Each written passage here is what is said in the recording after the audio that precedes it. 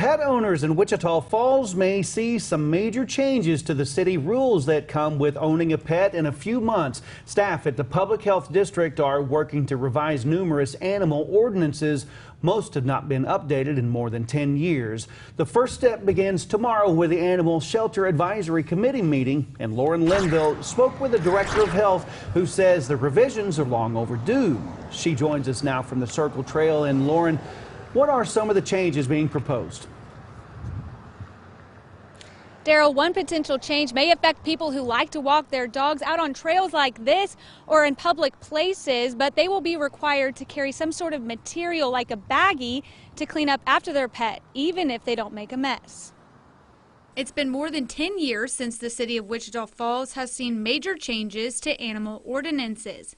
Now, pet owners may see numerous new regulations after they are finalized in a few months. Really hadn't taken a look at the overall ordinance, and we'd had some issues that come up the last couple of years that just made us realize that it was time to do a comprehensive overhaul. That could include that no dogs will be allowed in the beds of pickups, whether in motion or parked, unless they are in a pet crate or carrier and sheltered from weather. Besides the possible injury risk, Kreidler says it's also a concern with the hot metal on dogs' paws.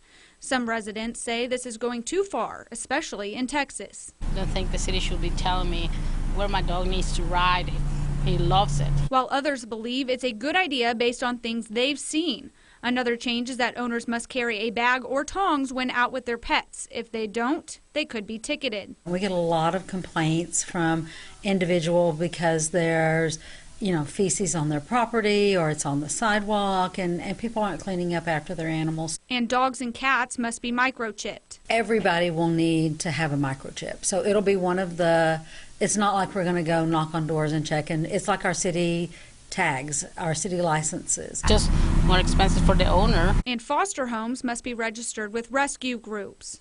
We'll go out and individuals will have more than the 4 allowed animals, and they'll say, well, I'm a rescue for XYZ rescue group, and in reality they're not. The process for revising the ordinances is lengthy, but once it's over, pet owners may need to take a close look at how they handle their furry family members, or they may be paying a fine.